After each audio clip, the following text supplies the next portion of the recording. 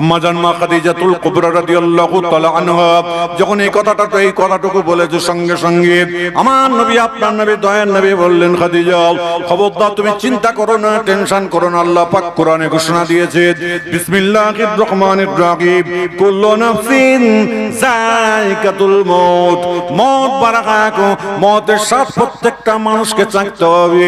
আম্মা জান মা খাদিজাতুল কুবরা রাদিয়াল্লাহু তাআলা আনহা তিনি শুনে বললেন, ইয়া রাসূলুল্লাহ, ইয়া হাবিবাল্লাহ, হুজুর আপনি আমার বেয়াদবি ক্ষমা করবেন। আমার আল্লাহ পাক কোরআনে ঘোষণা দিয়েছেন, বিসমিল্লাহির রহমানির রহিম, ওয়াজাআত সাকারাতুল মউত বিল হক, মউতের কষ্টটা প্রত্যেককে নিতে হবে। আমার কি হবে? সঙ্গে সঙ্গে আম্মা জান মা খাদিজা কাঁদতে কাঁদতে বললেন, আম্মা জান মা খাদিজা কাঁদছেন। আমার রাসূল বললেন, খাদিজা তুমি কি চাও তুমি আমাকে একটু বলে দাও। বলি, ইয়া রাসূলুল্লাহ, ইয়া হাবিবাল্লাহ, আপনি আমার বেয়াদবি ক্ষমা করবেন। আমার ইন্তেকালের পরে, আমার ওফাতের পরে আপনি আমার জানাজার নামাজ পড়াবেন। এই খাদিজা তুমি আগে যাবে কি আমি আগে যাব তা তো বলতে পারছি না।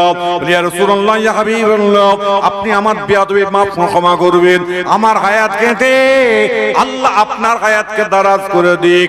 এই খাদিজা যা বলার বলো, চার খবরদের কথা বলো না, হায়াতের মালিক হলো আমার আল্লাহ। ওই আম্মা জান মা খাদিজাতুল কুবরা কাঁদতে কাঁদতে বললেন, ইয়া রাসূলুল্লাহ, ইয়া হাবিবাল্লাহ, হুজুর আপনি আমার বেয়াদবি মাফ ক্ষমা করবেন।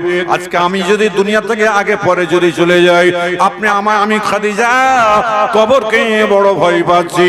আম্মা জান মা খাদিজাকে আমার রাসূল বললেন, এই খাদিজা তুমি মেয়েদের মধ্যে সর্বত্র ঈমান এনেছো, কেন তুমি কবরের ভয় পাচ্ছ? বলে, ইয়া রাসূলুল্লাহ, ইয়া হাবিবাল্লাহ, আপনার সোনার জবান থেকে আমি শুনেছি, মিশকাত শরীফে হাদিসের মধ্যে আছে, মানে রব্বকা, তোমার রবকে, মা দীনুকা, তোমার দিন কি। এই আপনার কি বলে দুটো প্রশ্ন করা হবে। ইয়া রাসূলুল্লাহ, হুজুর বেয়াদবি ক্ষমা করবেন, আমি দুনিয়া থেকে চলে যাওয়ার পরে কবরে সবার পরে যদি যখন প্রশ্ন হবে, যদি উত্তরটা না দিতে পারি, তাহলে কিন্তু ইয়া রাসূলুল্লাহ, হাবিবাল্লাহ, আপনার সোনার জবান থেকে আমি শুনেছি, ডান দিকের কবরে মাটি বাম দিকে চলে যাবে, বাম দিকের কবরে মাটি ডান দিকে চলে আসবে। ইয়া রাসূলুল্লাহ, আমার কি হবে? আমি বড় টেনশনের মধ্যে আছি।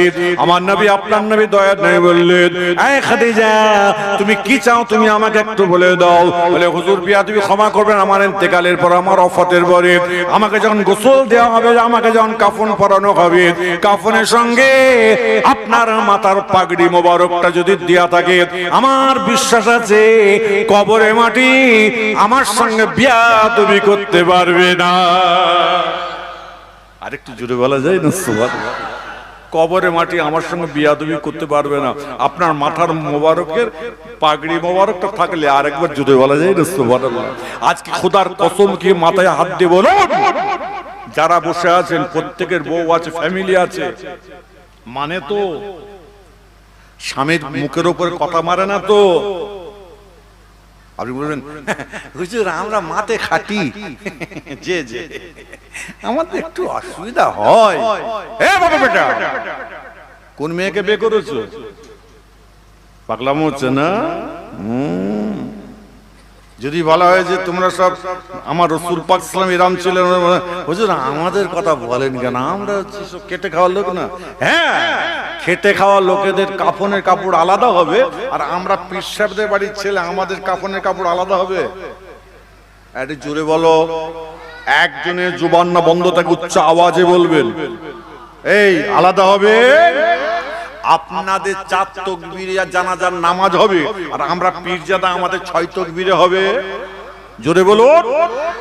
কবরের মাটিটা আমাদের জন্য অল্প হবে, আর তোমাদের জন্য এসি ঢোকানো হবে। আর জোরে বলুন। এত আস্তে কেন? ডাল মে কুছ কালা হ্যায়। হ্যাঁ, এদিকে বউয়ের সঙ্গে ঝগড়া করছো, বউকে চাপ হাতে চড় না মারলে বলে হাত যেন লিসপিস করছে, যেন হাত যেন কেমন হচ্ছে। আর মার্কেটে গিয়ে দেখো, এখানে তোমরা বসে আছো, তোমাদের বউয়েরা সব মার্কেটিং করছে। বলে কি হচ্ছে রে? নবীজি বসে। অসুবিধা লাগছে না আমার কথা শুনে? হ্যাঁ, কষ্ট হচ্ছে তো? হ্যাঁ হবে তো। বললে মা মার খাই, না বললে বা ব্যাংক খায়। আল হক মুরুন, হকের জয় আছে। আপনি হকের উপর চলবেন, নিজেকে নিজে ভাববেন, চলবেন যে আমি হকের উপরে আছি। আল্লাহকে কাঁদবেন, আল্লাহর কাছে চাইবেন, কাঁদবেন। আল্লাহ বলে, যাও তোমার রুজি রিজকের মালিক আমি আল্লাহ হয়ে গেলাম। আরেকবার জোরে বলা যাবে না? সুবহানাল্লাহ। নিজেরা তৈরি হয়। এই ছেলেরা, অনেক ছেলেরা আছে ভালোবাসা করে, হ্যালো তোমার জন্য জান কেমন করছে, তোমার জন্য মন কেমন করছে, এরকম কেস আছে না? আরে জোরে বলো। মিডিয়া ভাইরা সব মাথা হ্যাট করে আছে, ব্যাপারটা কি?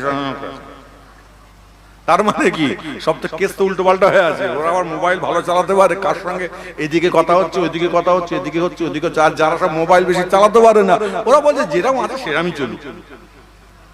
অতটা গুড় আটপ নয়, নিজেরা একটু ভালো হয়ে চলবেন। আল্লাহ বলছে আমি তোমাকে জান্নাতি বলে কবুল করে নেব। আরেকবার যদি বলা যাবে না, আল্লাহর নবীর দরবার শরীফে কথা বলতে গিয়ে আম্মা জান মা খাদিজাতুল কুবরা রাদিয়াল্লাহু তাআলা আনহা আমার রাসূল বললেন, এ খাদিজা, আমার মাথার পাগড়িটা আজকে তোমাকে চিন্তা করার দরকার নয়। আমি দুনিয়া থেকে চলে যাই বা থেকে যাই, আমি চিন্তা করবে না। আমার মাথার পাগড়িটা তোমার কবর, তোমার আপনার কাফনের কাপড়ের সঙ্গে দেওয়া হবে। আম্মা জান মা খাদিজা তিনি যখনই শুনলেন চুপ করে যায়। নারে তাকবীর, বিশ্বনবী দিবস, বিশ্বনবী দিবস, নারে দেখবে উচ্চ আওয়াজে দরুদ শরীফ আল্লাহুম্মা।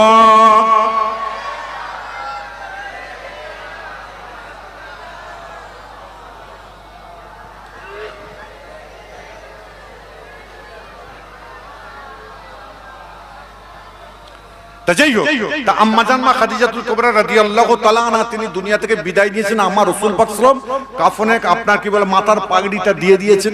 আলহামদুলিল্লাহ, আমার আম্মাজানকে গোসল দেওয়া হয়ে গেছে। স্বয়ং রাসূল পাক সাল্লাল্লাহু আলাইহি ওয়াসাল্লাম জানাজার নামাজটা তিনি পড়ালেন। আরেকবার জোরে বলা যাবে না সুবহানাল্লাহ।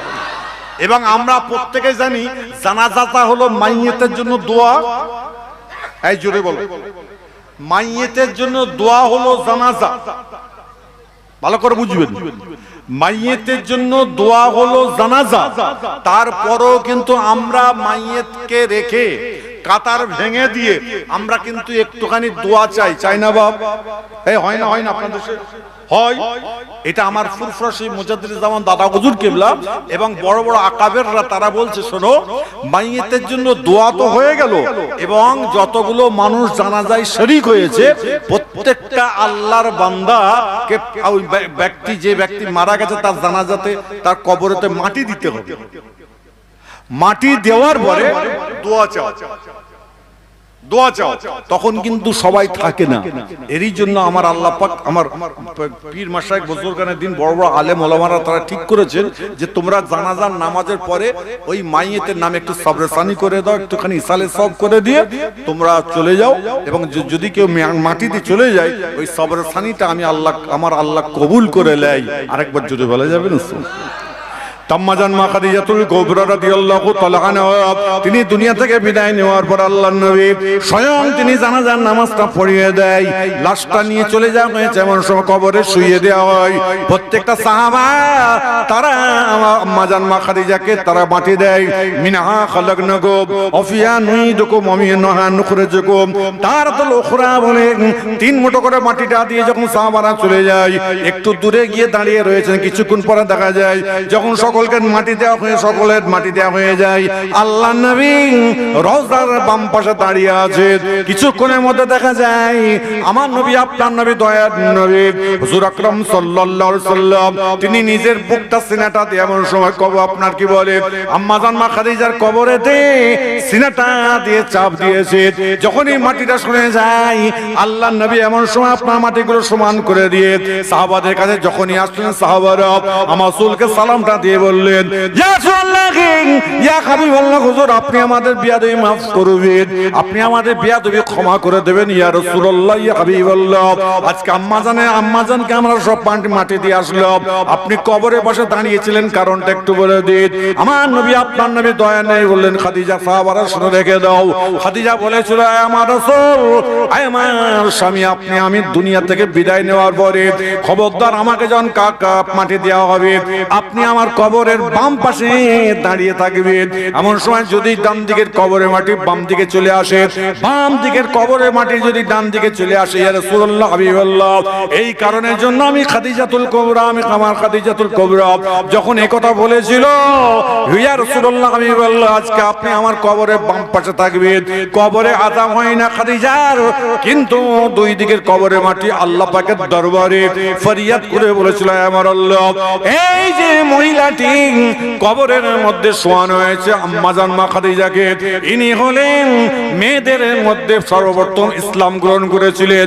আমার আল্লাহ, আমি কবরে মাটি বিয়াদবি করতে পারবো না। একবার ডান হাতের সঙ্গে একবার বাম হাতের সঙ্গে মুআনাকা করতে যাই। আম্মা জান মা খাদিজাতুল কুবরা রাদিয়াল্লাহু তাআলা যখনই এই কথা আপনাকে বলে, তিনি এই কথা বলবার পরে এমন সময় কবরে মাটি যখন দুদিকের মাটি যখন দুদিকে মুআনাকা করতে চেয়েছিল, কবরকে আমার আল্লাহ বলেছিলেন, এই কবরে মাটি তোমরা যাতে রাজি, আমি আল্লাহ পাক তাতে রাজি, কোনো চিন্তার দরকার নাই। ওই সময় যখন দুদিকের কবরে মাটি যখন মুআনাকা করতে আসে, আমরা ঈদের নামাজ পড়ে বুকে বুকে মুআনাকা করি, দুই হাতের সঙ্গে কবরের মাটি মুআনাকা করতে গিয়েছে। এমন সময় আমার রাসূল পাক সাল্লাল্লাহু আলাইহি ওয়াসাল্লাম নিজের কেমন সময় নিজের বুকটাতে সিনাটা চাপ দিয়েছে। ডান দিকের কবরের মাটি বাম দিকের কবরের মাটিটা এতটা